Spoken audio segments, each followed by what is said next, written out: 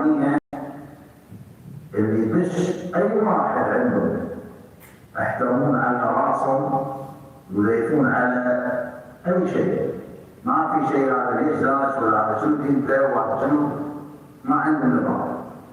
وانا ترى ما خليت ولا اعتبارية اللي من اصحابي اللي ما ولا شيء بالعكس يقولون لي تعالوا كل اسبوع تعالوا زورنا. وانا احب الناس اللي ما عندهم اتفاقيه على ديانته ولا اي شيء، او عندهم جو مختلف على كل واحد من الشيء.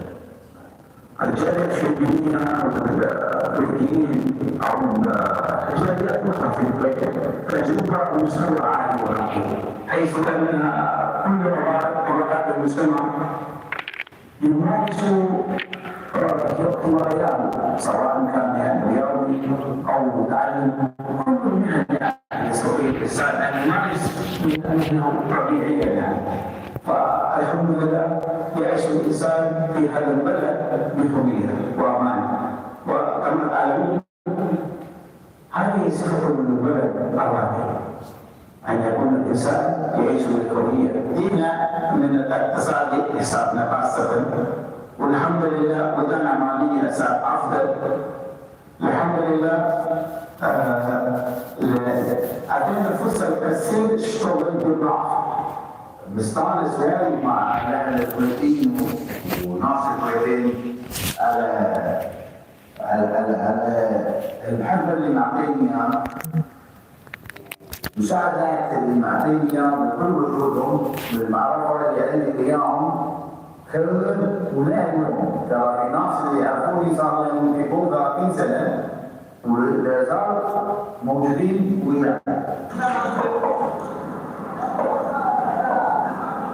المقيمون على أرض الكويت أحد فئات المجتمع، ومن خلال ممارسة أنشطتهم يترجمون حجم الوئام المجتمعي الذي يحفظ حقوق الجميع.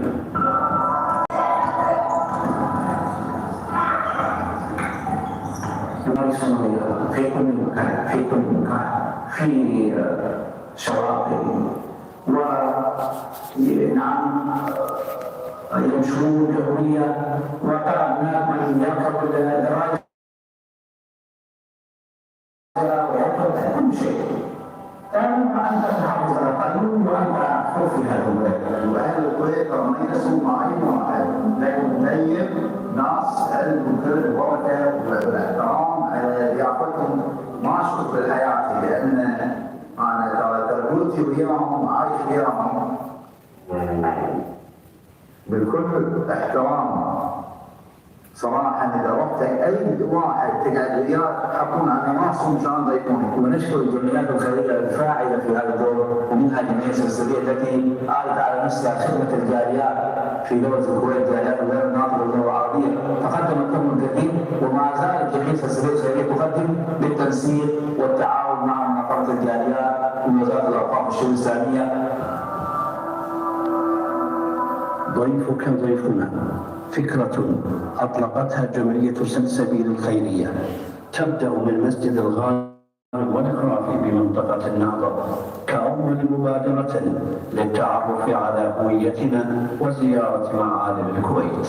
دور المسجد في استقبال كل من يرى زيارة المسجد من رجال ونساء والأطفال الكبار والصغار ومرحب بهم. والمساجد في دولة الكويت تولى اهتماما كاملا من ناحيه العنوان ومن ناحيه تهيئتها ومن ناحيه الخدمه التي تقدم داخل المسجد. لذلك المسجد اليوم هو مركز شعاري في دوله الكويت، يستقبل الجميع، يرحب بالجميع، ابوابه مفتوحه طوال السنه. الحمد لله الذي وفقنا لخدمه البيوت في وزاره الاوقاف والشؤون الاسلاميه.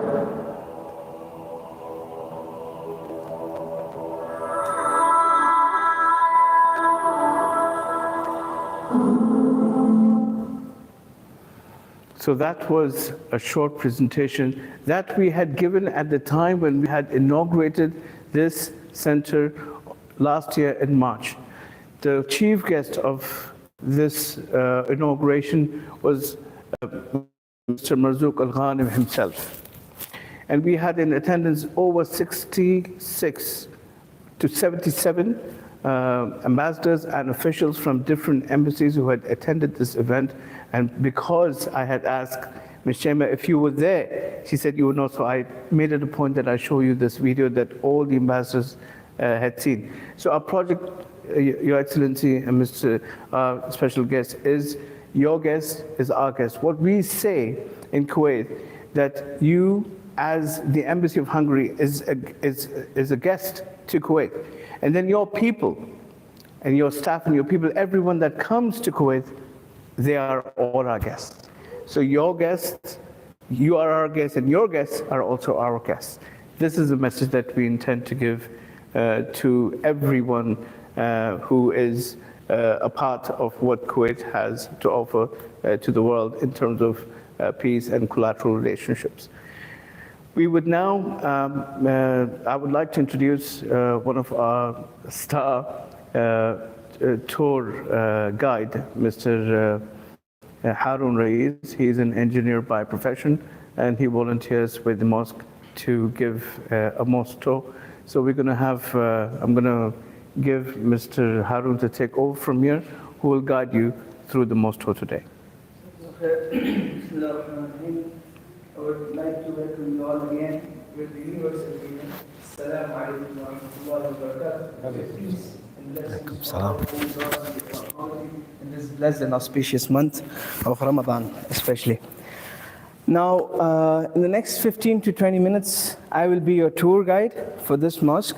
It's an honor that you are here and you have given us your valuable time in understanding our culture, understanding the masjid and visiting this place. To move forward, we'll be going into the main hall of the masjid, of the mosque, and we will continue over there. So I would ask you to please follow me.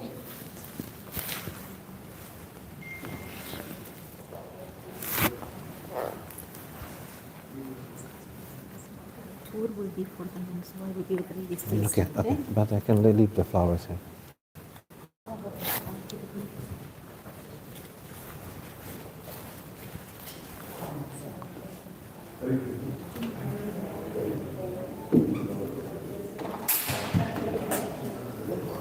Yes, Thank you very much. Very good. Thank you very much. Huh?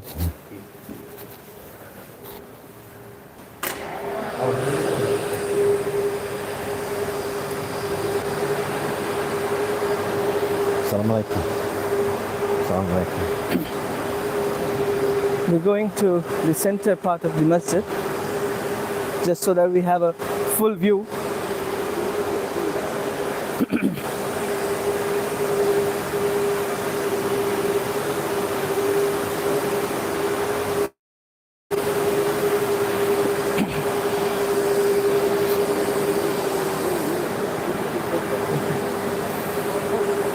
Thank you, Sheikh, for everything. Huh?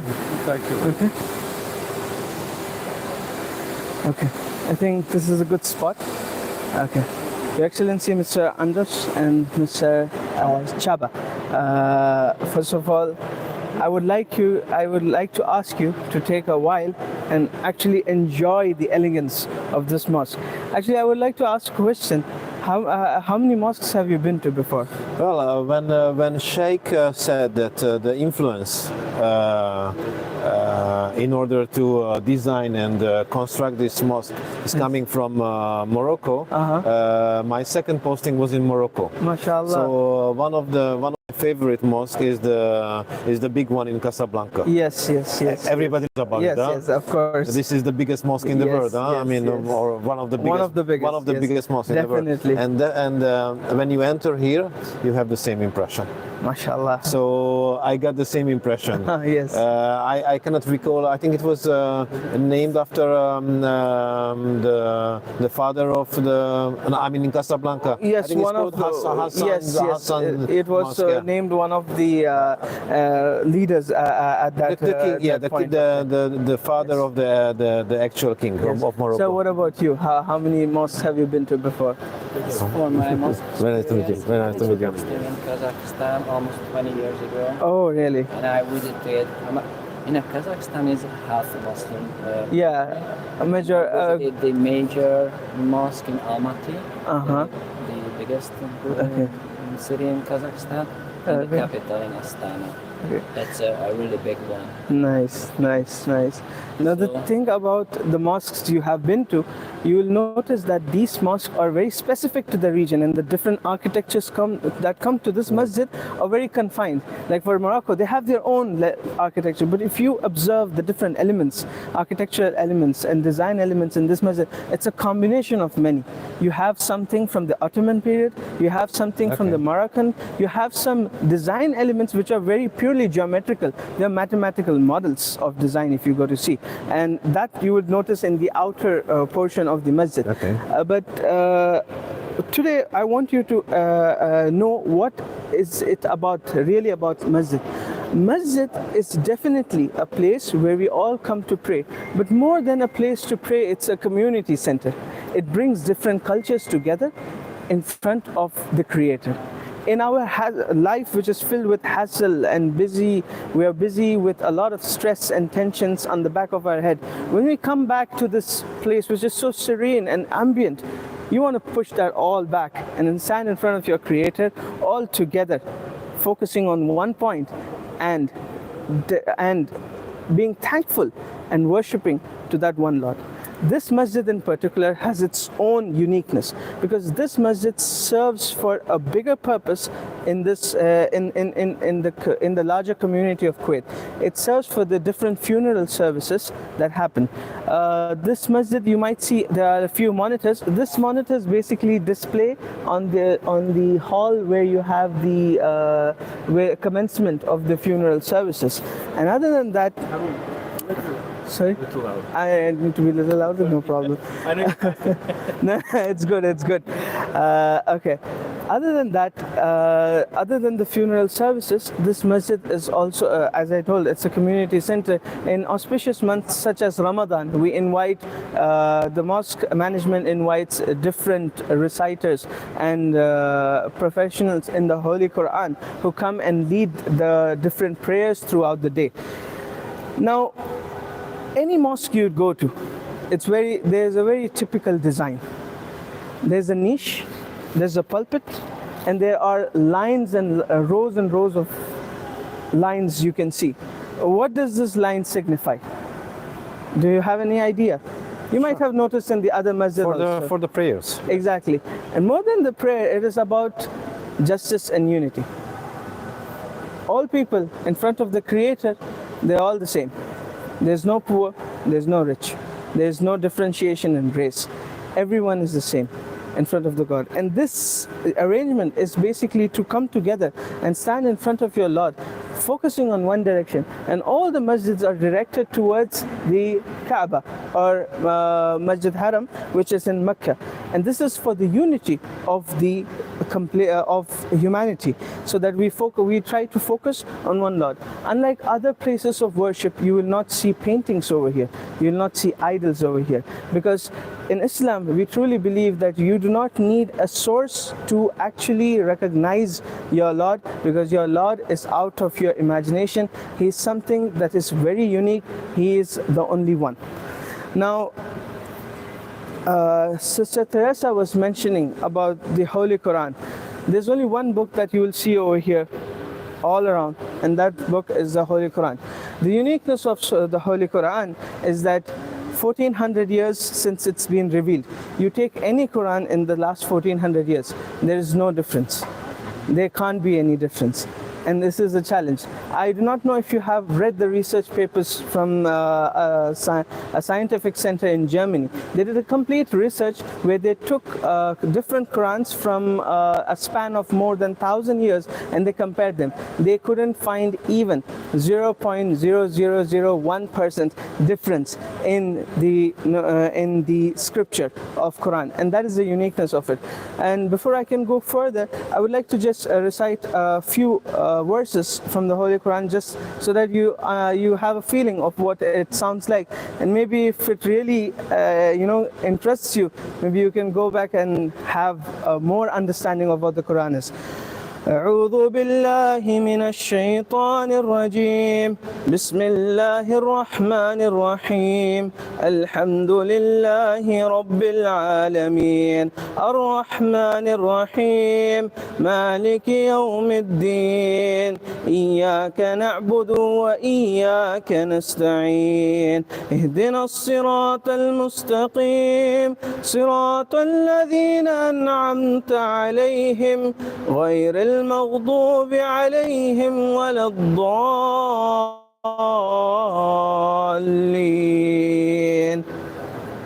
These few verses were the opening verses of the Quran, and these few verses are recited in every prayer. This set of verse is so peaceful, and it sort of relates to your human conscience. You're going back to your Creator, praising Him, asking Him for help, asking Him that we are your slaves and you need to help us, guide us on the straight path, and don't make us from the ones who have been astray. And other than that, I would like to show you about other things in the masjid, that is the pulpit. Now you might be thinking, why is the pulpit required? In Islam, we have the Friday sermon on a weekly basis where the community gathers again in the masjid and a sermon is delivered. The sermon is on topic that ranges from different aspects. Like in the month of Ramadan, it would be focused in the month of Ramadan and how in Ramadan, Islam sort of, always promotes charity, helping the poor, helping the ones in need. And Ramadan itself, the act of fasting is to understand what the poor would go through so that you can relate more and maybe help them better. And this is the purpose of the pulpit. If you want to take pictures, you're always free to. I should let you know that. And then we have the niche, or which we call the mihrab. The mihrab is where the the one who's going to lead the prayer would stand and lead the prayer. Now, unlike other communities, we do not have this system of clergy. Any person who can recite the Quran can lead the prayer. But obviously in this masjid, because we have an administration and we want to make sure that all prayers are offered at correct time, there are people who are delegated, who know the Quran, and they lead the prayers. And if you will be with us for a little longer, maybe you will be able to witness the Maghrib prayers, which is during the sunset, right after the iftar. Other than that, some of the very notable points of this masjid is this masjid can host more than 7,500 people. And among the 7,500 people, this is only the men. Other than that, we have separate arrangements for the women. You can see the balcony area over there on top. This is for the women. This is where the women pray. And Islam Islam has the aspect of respecting a woman and giving her own privacy. And that's why we have separate prayer areas for the men and the women. And other than that, we have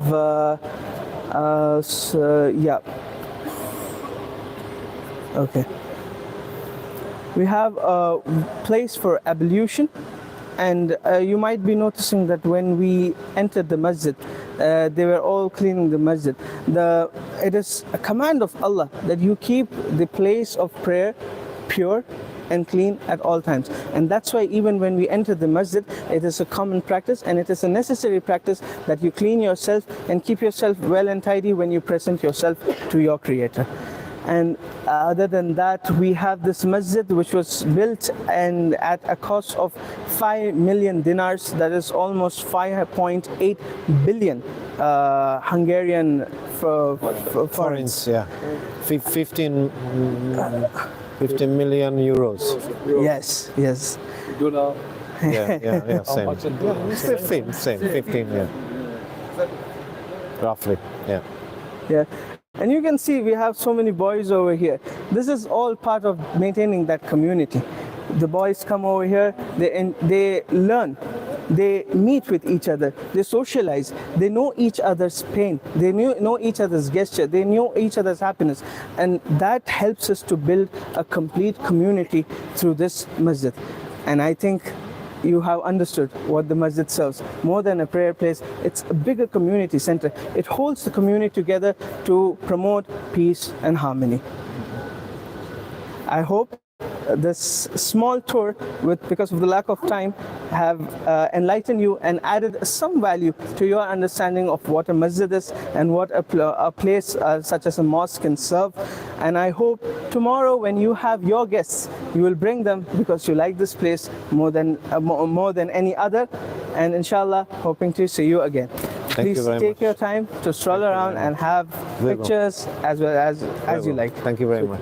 Thank you very much. Thank you, Sheikh. Thank you, Sheikh. Okay. So which one is the? You said that the timetable for funerals, or maybe I mean. Okay, this is the timetable for the prayers. Which one? The LCDs, the different LCDs. The white one. These are all the timetable for prayers. That one is also one. Okay. But when there is funeral, what will be done is on the back portion of the masjid. You can see that there are openings. Okay. These sliding doors. Okay. When you go inside, the imam will go inside and he will have the ones for the funeral, they will be set aside and the prayer will be offered. And for everyone to have a view on this, we have these screens. Okay. So that everyone can have a view on the people who are going to be buried soon. Okay. And then from here we proceed after the prayer. What is the timetable for funerals? I mean, morning or afternoon, or how many per Usually day, it is done after every congregational prayer. So we have 5 congregational prayers, but mostly it is kept on in the daytime. So right before you came, we had the Asr prayer, and usually Asr prayer is the time when we have the biggest congregation because people are off from their work, so they are all over here and they are offering the funerals together. And then right behind the masjid, if you go deep, we have the graveyard of the Kuwait City. We have also prayer. Yes. For the funeral. After every congregation prayer. So we have the congregation prayer, 5 prayers, the 5 times over there. So you have Fajr, Dhuhr, Asr, Maghrib, Isha. The interesting part about the prayer times, there is Fajr. Fajr means the Fajr is basically right before the sunrise. You have the prayer there. You have the period before the horizon arises. You can see the horizon. In Arabic, in the Quran, it is commanded as Khayt al-Abyad. So when you see the white thread of the horizon, before you see that, you need to complete your Fajr prayer. So that's the first congregation prayer. You have the second one, which is Dhuhr. That is at peak. Once the peak noon is over, you have the Dhuhr prayer. Then you have the Asr prayer. That is when the sun has turned its side from east to west. So your shadows are going to fall on your side. What Asr means? Asr. Asr is the time when the... Does it mean anything? Yeah, it is the time. It is for a period of time. Does it mean not only as a... How shall I explain? Does it mean anything else? Another meaning? No, Asr root meaning itself is the evening time. Okay. After the transition. Because Maghrib, I also know that it means Morocco, yes. Ghurub is the west. Yes. So sun sets in the west. So Maghrib prayer is when the sun is setting. Yeah, but even the country itself goes. Yes, Maghrib, because it's on the western part of the the Mediterranean peninsula. Okay, that's the first And then you have the last prayer, that is Isha. Now for Isha there is a very Isha comes from also the root word Isha, which can mean the dining night dining period. Okay. So that is the root for that. Okay. So these are the 5 different congregational prayers, and they are set. And in Kuwait, we are blessed that we have an astronomical department by Ujeri Center. They have done their research over 5 years to denote the exact time for these prayers by going in desert. They had 3 stations. I'm sure you know about the Al-Ujeri Astronomical Center. Al-Ujeri Astronomical Center was developed and set up by a very famous astronomer and from Kuwait, Saleh Al-Ujeri. Away before a few years at the age of 99. He developed a complete timetable for the prayers by stationing and camping in deserts and the sea, and actually doing a complete research of the sun pattern and the lunar patterns. I get you. So that's developed on that. That's developed on all the data we have. Yes. Is there anything more you would like to know, and sir? Iftar, Iftar is at Maghrib time. Right before Maghrib time, huh? Exact at Maghrib. Exact at Yes. Maghrib. Okay. So when you have the sunset, you can break your Okay, fast. so today it's 6:11, huh? Am I right? Yes, exactly. 6:11. Okay. So at 6:11, so with the timings you see on the right, that's the time you have the exact time you have the prayer call, which will be offered on the outer speakers, where the whole city and the whole residents of that area can listen, and they know that it's time for prayer, and they can approach for the prayers. Brother Harun and Yes. Your Excellency, what we were going to do is, if you could, I hope you've told them about the technological thing about the niche and the dome. Yes, After that, we will go into a photo session. We're going to, we have a special gift for Your Excellency and his special guest. We Sure. will do the photo shoot here, and then we'll go back to the Diwali. Okay. Fine. Yes. So since he mentioned about the niche and the dome, you might have noticed that every masjid, or most of the masjid at least, it has a niche and it has a dome. Now, this is the main reason behind this specific construction is the acoustic benefits. Sure. Now we have amazing Bose speakers and a lot of acoustic equipments, but back then you did not have electronics. You needed one voice to spread over all the people. You had 6,000 people, you need everyone to hear it. So this specific construction helped that. It is more of reflection. It's basically science of reflection, angle of incidence, converges the angle of reflection, and it's based on complete reflection. So when you're going to stand in the mihrab and speak anything, it's going to equally reflect all the sound rays to the dome, and the dome sort of equispatially spreads it to all the public in the masjid. It's almost like Yes. So it's based on the echo. It's based on echo, but this is perfectly distanced to make sure the sound is spread in the right manner to everyone. So even if tomorrow my electricity is not here, I know that my sound is going to be reaching every person who's in the masjid. So this dates back to many hundred years back. This is a very architectural thing, and today you can see it in all the masajid. It's a standard. Yeah. I think that's all for now. Thank you very much. Thank you for your time. Thank you for your attention. Very informative. I wish highly we could appreciate. spend more time and we could add more value, maybe stroll more. We have a library on top. We have the ablution space, which is vastly spaced and very hygienic, cleaned at every point of time. The masjid administration makes sure that it is serving to the community in the utmost manner. But because of the lack of time, I think we will have to move back and continue with the rest of the day. Thank you. Thank you very much. Jazakallah khair. Assalamu alaikum wa rahmatullah. Thank you.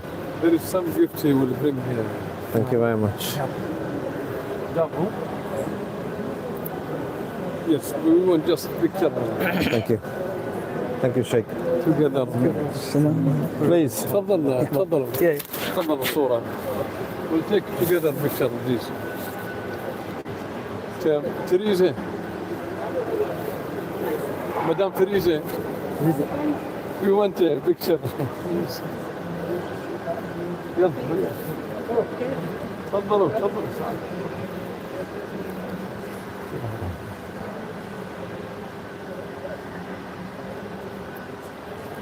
When الجفت We already had the beautiful flowers. Where is the gift?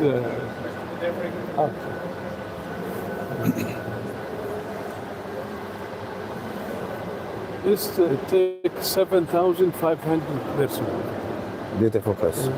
Down and upstairs, the ladies. The ladies, they can't see the men. And actually in seasonal instances such as Ramadan, when we have the night prayers, the crowd is more than how much it can encompass. So we have people praying in the parking areas, and I can the imagine. masjid administration takes care of that by providing with prayer rugs and everything. I can imagine. I can imagine.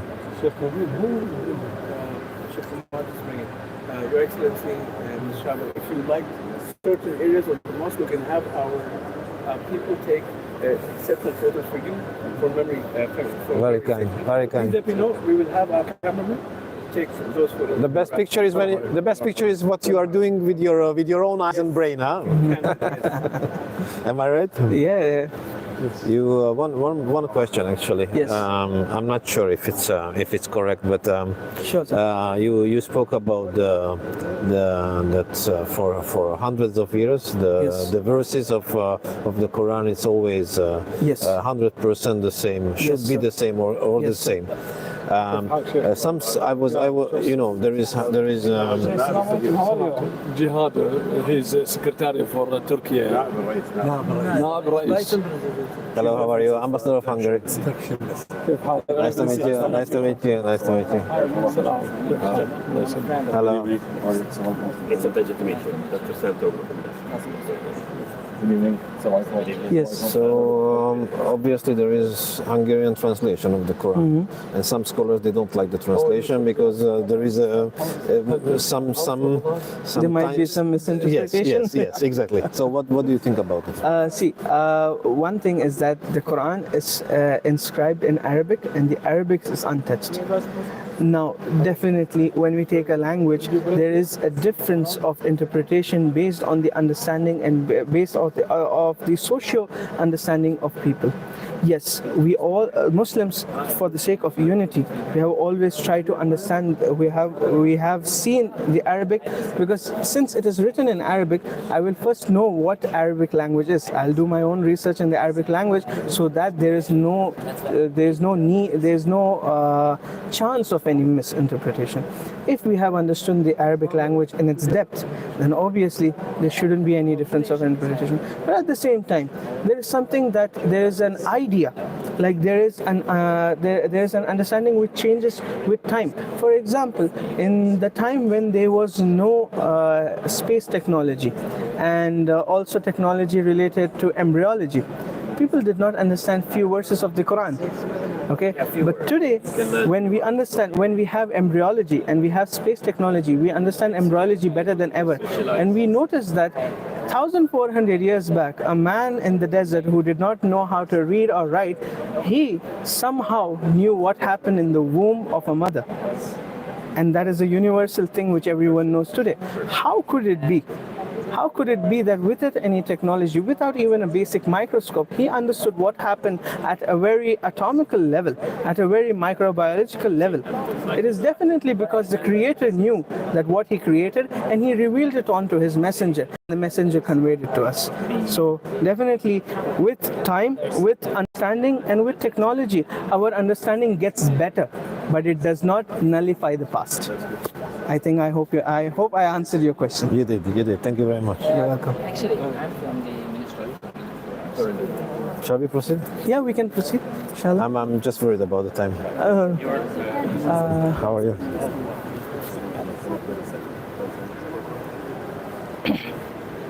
So we have the second hall over here. So usually we have some knowledge circles and knowledge exchange circles that are happening in the second hall. Even though the first hall is also available for that, but just so that there is a segregation of people who want to pray can pray in the first hall, and people who want to engage. First, who enter, they go to the first row. Yes. Even though Indian, Kuwaiti, Burman. Okay, so if you enter first, you get to the first Yes. first row. First in, first serve.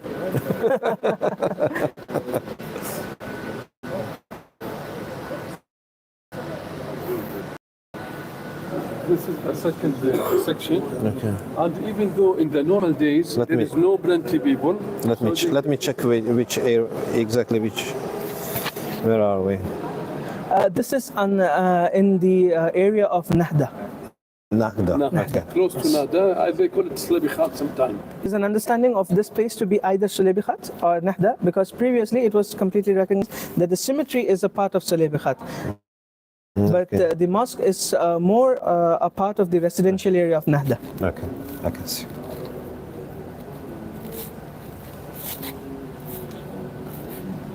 And there is some charity who want to donate with office for donation. Yes.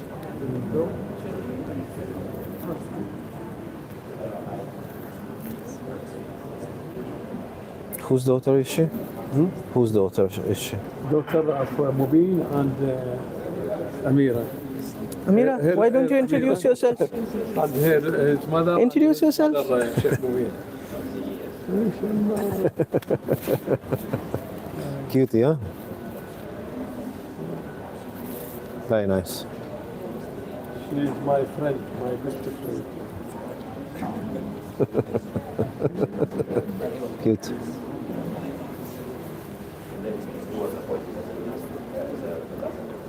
Sheikh Mubin. Nice boys, huh? Yeah. Come, tell them to come and take a photo together. تعال ياخذ صورة. السلام عليكم. وعليكم السلام. Alaikum salam. يلا.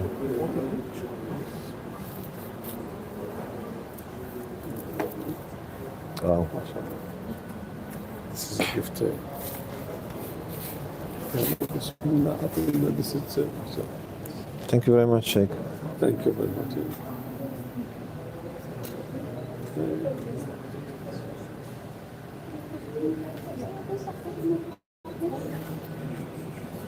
Thank you very much, Sheikh.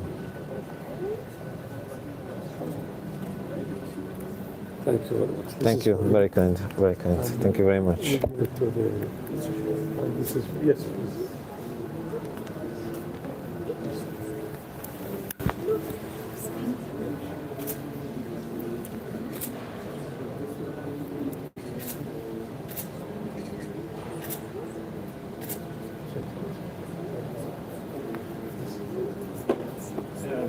This is a very picturesque book with very beautiful images that will take you back into history and also what is going on contemporary.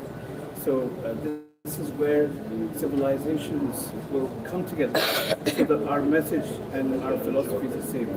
I hope you'll be able to appreciate that. Highly. Thank you very much. Thank you, Sheikh. Thank you very much. So we'll go back, inshallah. Yeah, let's head back to the Diwani, inshallah.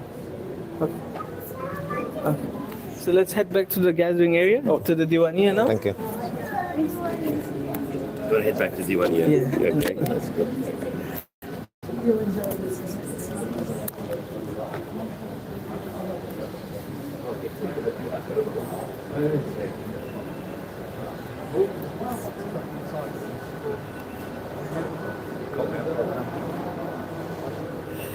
Profik vagyok, nem azt mondtad?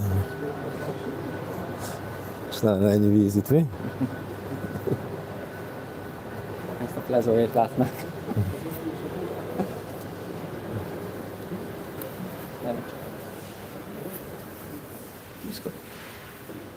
Let me.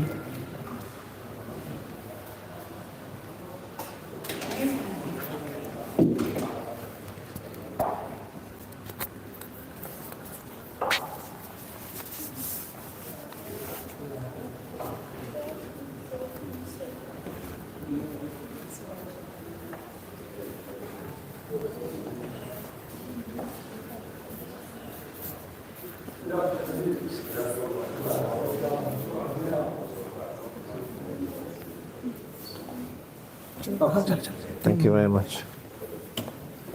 The whole day we will take you today until night. We are very happy. Thank you. Long time we are waiting, but تفضل شيخ أبي، تفضل.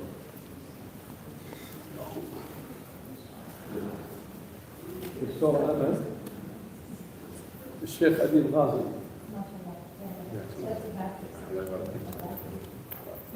Well done, brother. Well done, mashallah. You've done a good job. I wish I could do better, inshallah.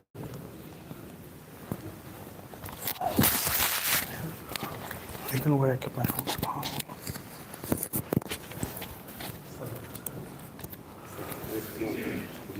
I think I left my phone inside. Can I just go check?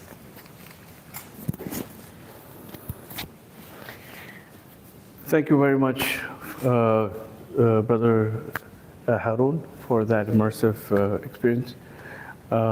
We would like to give the stage to our guests before we will go into The next phase, which would be based on the time, we will either do the exhibition or we'll go into Futur. But before that, we would like to hear your thoughts as our guests after you've been able to absorb the tour. Your Excellency. Thank you very much. I don't know where I should stand so everybody can see and hear me.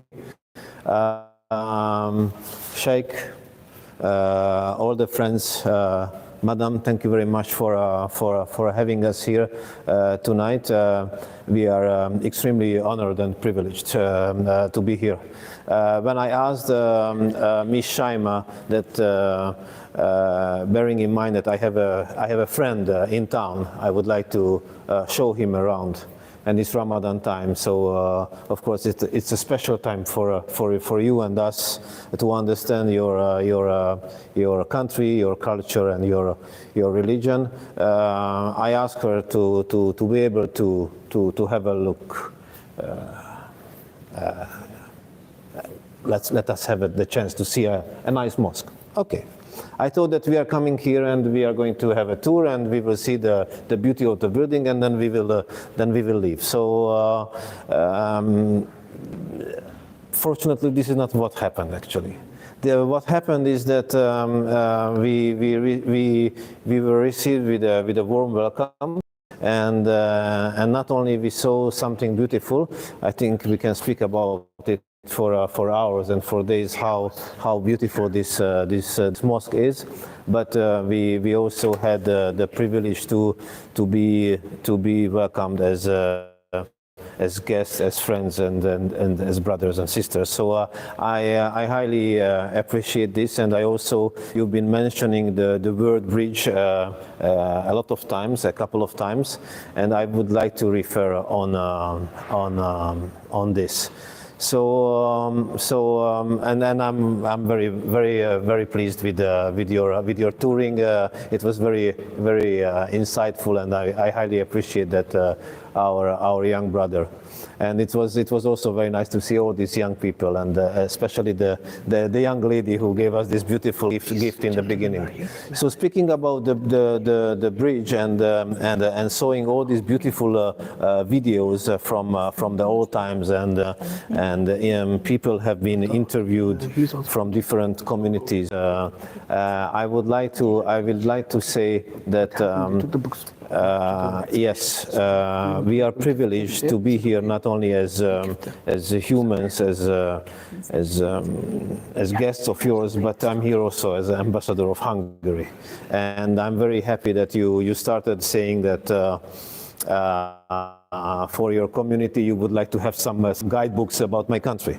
So if I have the little chance before iftar to say a couple of words about my country and about our relations, it would be a great honor for me.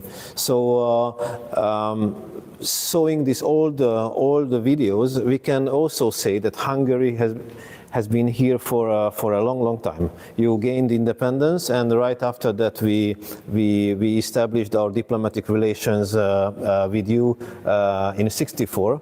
So we are celebrating the 60th anniversary of our diplomatic relations this year, and we are very proud of it. We started a series of events from January, and inshallah we will see so many other events commemorating our during this year. After '64, we opened an economic bureau here, and in '75 we opened our embassy here in Kuwait. In GCC, the first embassy in the GCC countries was here in Kuwait. So we have a very ancient and very solid relationship with your country. We can name lots of highlights. We can underline lots of highlights. I think I should do some of them. After the invasion, Hungary took part of the coalition forces. And it's also a very nice, colorful point of within our history that when there were the oil fires, the Hungarian engineers were able to put off the fires with a Hungarian technology which is called the big wind. We will be given our calendars, what we prepared for this year. This special engineering product was called the big wind. So actually, the Hungarian engineers, they put a huge turbine on the chassis of a tank, and actually they blew off the fire of the oil fires. So I think this shows that how much we've been part of your history. After the invasion in the 90s, in the years of 2000, thousands of Hungarians worked here as teachers, as doctors, as coaches. So I think we helped a lot in different areas to make this beautiful country, to make it a better place. So we are not only your guests, but we are part of your family. We are part of your country, as it was very well shown in the video. Due to different reasons, I'm always saying that our presence here in Kuwait decreased. The reason for it is due to our European Union integration. We concentrated our energy and forces toward joining the European Union. But now we are back, and with my colleagues, we try everything to reboost, to revive our relations, and it can only happen with your help and holding each other's hand when it comes to culture, when it comes to business, when it comes to political relations.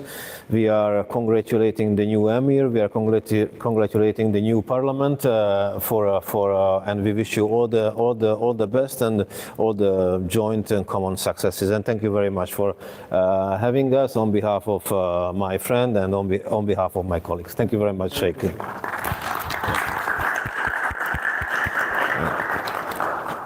And Mr. Shaba, Mr. Shaba, would you like to say a few words, please? You're our guest.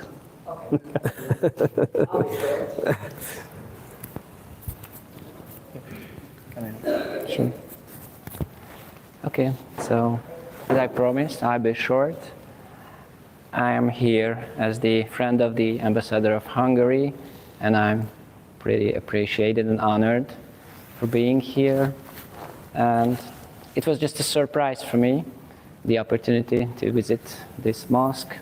And actually, it was my decision to visit Kuwait, and as a part of this visit, to come to this mosque. It was a breathtaking experience, and I thank you for your kindness.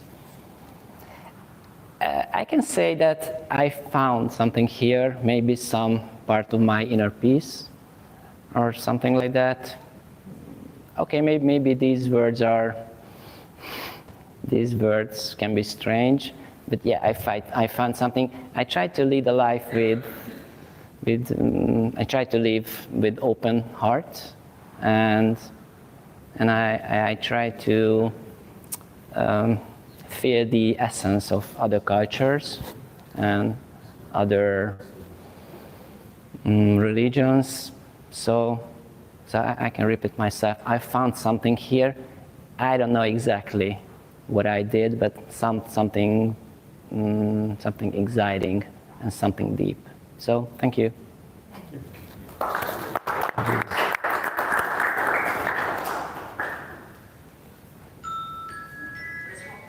We have a few minutes before the break class. So I'm going to take the opportunity of having that today along with us and the diplomatic facility. From the diplomatic facility, we have a few members who are going to be with you here. We have Ms. Manny, we have Mr. Steve Kazi, and we also have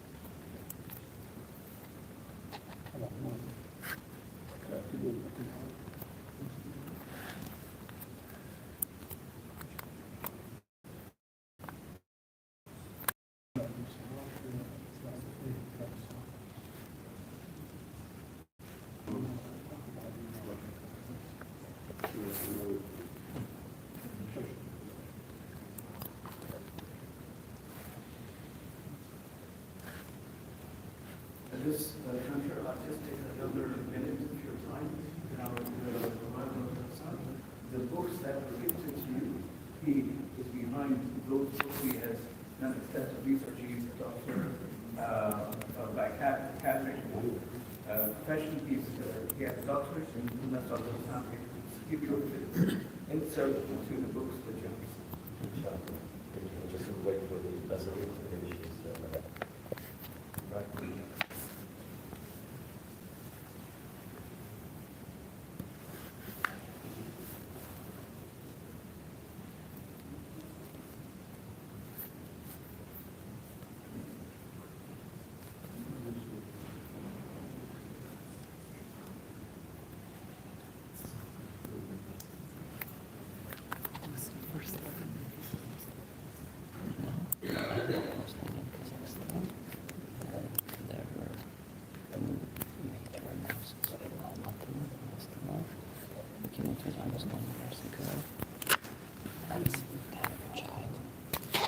Time, so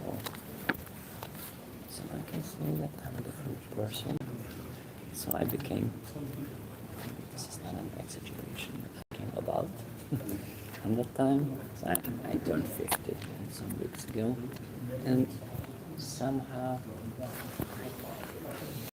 I can find something in this kind of buildings.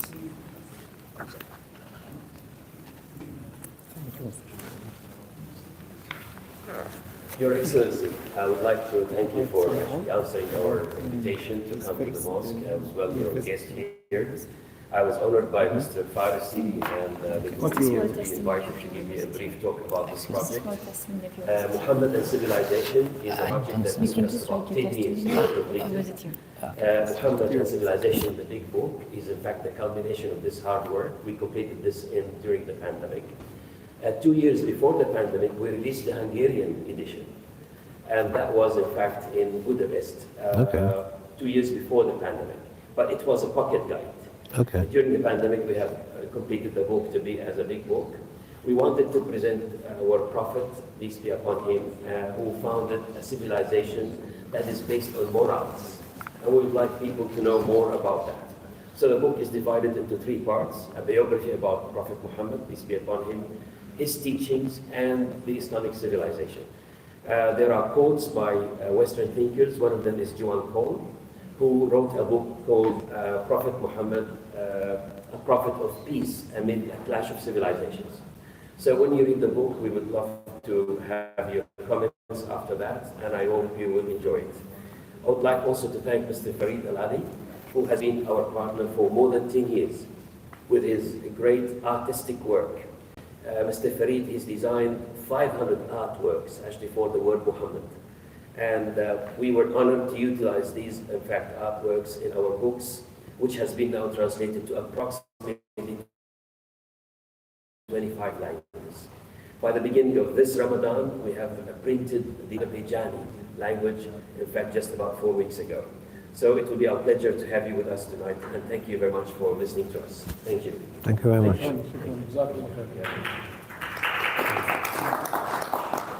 Chef, we have 2 minutes before we break for the tour. We have a special international exhibition by Chef Farid Ali, who will take you around to give you a first-hand understanding, because he goes around the world, 60 countries, to exhibit the work in Kuwait. He's also the chairman of the Islamic Art in Kuwait. So we'll have the pleasure of him showing this exhibition to you. We have a choice, Chef. We can break the fast here and then move towards the khayma, or we have just a minute to rush to the khayma, which is at least 1 minute walk from here. We will fast here. We'll break the fast. Yes, and we will show them how we will pray. Okay. Maghrib. And then we'll go. Yes, but you will have 10 minutes in between. Yes. We can continue. Okay. Jihad, Adib Razi. Yes, please. We can hear from them. Okay. So we can break the fast here. So we'll break fast.